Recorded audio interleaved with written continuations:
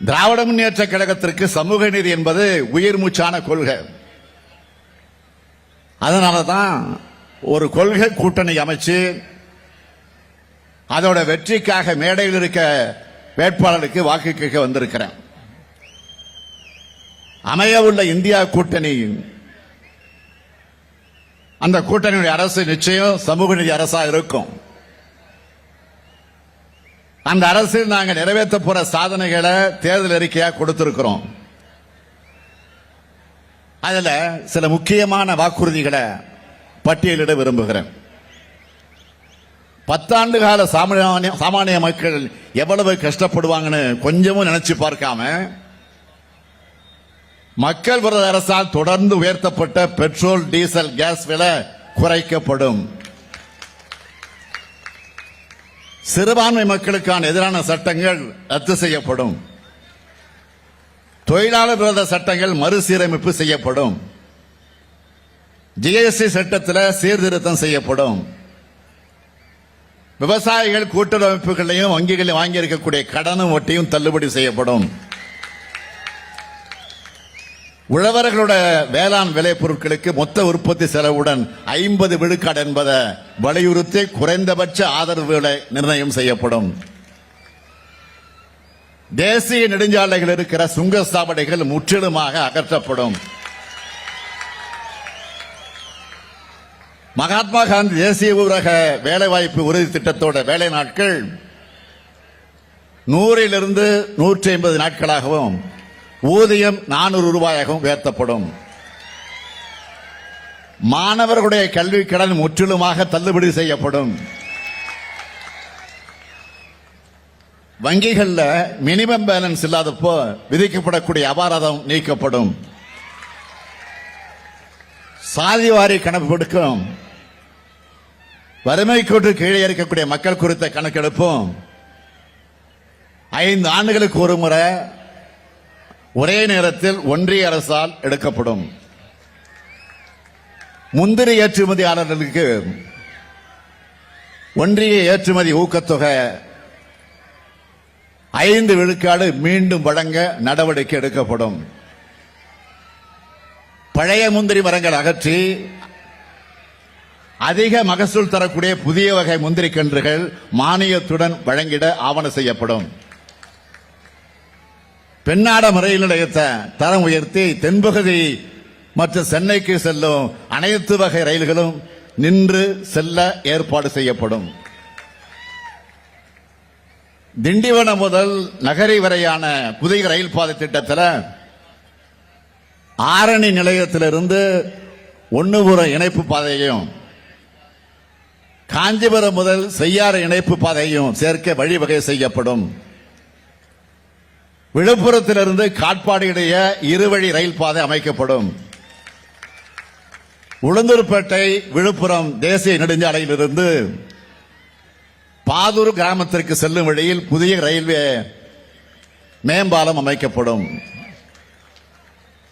உளுந்தூர்பேட்டை தொகுதிக்குட்பட்ட நகர்பகுதி ரயில் நிலையத்தில் ஒரு விரைவு ரயிலாவது நின்று செல்ல ஆவணம் செய்யப்படும். சென்னை பாண்டிச்சேரி பேசஞ்சர் ரயில் விக்கிரவாண்டி ரயில் நிலையத்தில் நின்று செல்ல வழிவகை செய்யப்படும். தேவியஸ் விரைவு ரயில் விழுப்புரத்தில் நின்று செல்ல ஆவணம் செய்யப்படும். இப்படி அனைத்து மக்களுக்கான வாக்குறுதிகளை வழங்கி அவற்றை நிறைவேற்றுகிற அரசா இந்தியா கூட்டணி அரசு நிச்சயமாக அமையும். இந்தியாவுக்கு வழிகாட்டு நம்ம திராவிட மாடல் அரசுல பல்வேறு சாதனைகளை செஞ்சுக்கிட்டு இருக்கோம். தந்தை பெரியார் பிறந்த நாள் சமூக நீதி நாளாகவும், புரட்சியாளர் அம்பேத்கர் பிறந்த நாள் சமத்துவ நாளாகவும் அறிவிச்சோம். ஆதிதிராவிட பழங்குடி ஆணையத்தை புதுப்பிச்சு தொடர் கூட்டங்களை நடத்தி அந்த மக்களோட கோரிக்கைகளை நிறைவேற்றிட்டு இருக்கோம். சென்னையில் திராவிட போராளி அயோத்திதாச பண்டிதருக்கு சிலையுடன் மணிமண்டபம், அவர் பெயரிலான அயோத்திதாச பண்டிதர் மேம்பாட்டு குடியிருப்பு திட்டத்திற்கு 1000 கோடி ரூபாய் ஒதுக்கீடு. இதே விழுப்புரத்தில் இருக்கிற கோழுவாரி சமத்துவபுரத்தை ஒரு ஆதிதிராவிட சகோதரியின் கைகளால் தான் திறந்து வச்சேன். பட்டியலின மற்றும் பழங்குடியின மக்களுக்காக ஒதுக்கப்படும் நிதி வளர்ச்சி திட்டங்களுக்கு முறையா செலவழிக்கப்படுகிறத கண்காணிக்க தமிழ்நாடு அரசு தமிழ்நாடு ஆதிதிராவிடர் மற்றும் பழங்குடியினருக்கான மேம்பாட்டு செயல் திட்டம் அதனுடைய சட்டத்தை கொண்டு வந்திருக்கிறோம். இப்படி ஆதிதிராவிடர் மக்கள் பழங்குடியின மக்கள் கல்வி, பொருளாதார மற்றும் சமூக நிலைகளை உயர்த்த அனைத்து முயற்சிகளையும் இந்த அரசு கவனத்தோடு மேற்கொண்டு வருகிறது. இந்த நேரத்தில் இன்னொரு முக்கியமான சம்பவத்தை நினைவூட்ட விரும்புகிறேன். வன்னியர் சமுதாய மக்கள் 1987 ஆண்டே மறந்திருக்க மாட்டாங்க. தனி இடஒதுக்கீடு கேட்டு கடுமையான போராட்டம் நடந்த ஆண்டு அது. ஆனா அதிமுக ஆட்சியில தனி ஒதுக்கீடு கொடுக்கல.